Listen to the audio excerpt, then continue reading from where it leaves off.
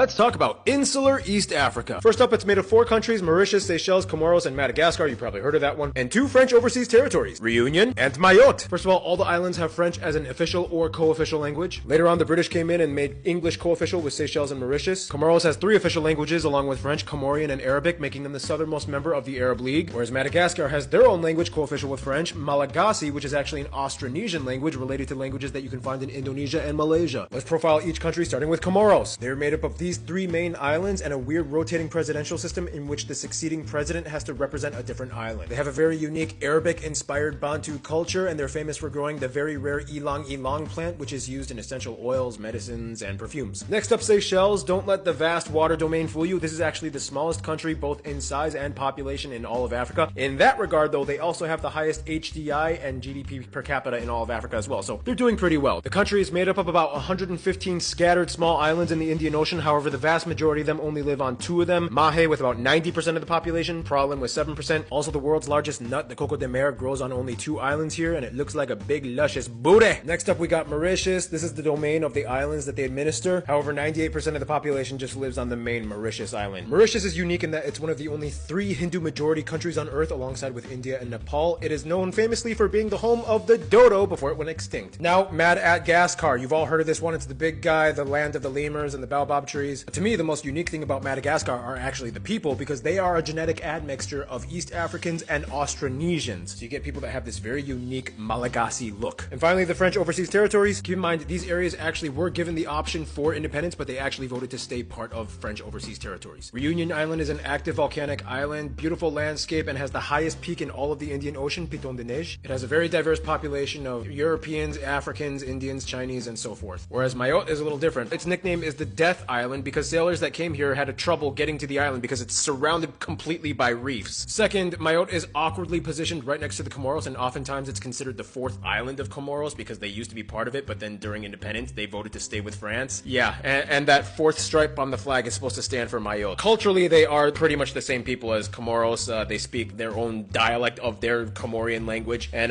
yeah, it's just like the awkward sibling that was like, I'm gonna do my own thing with France.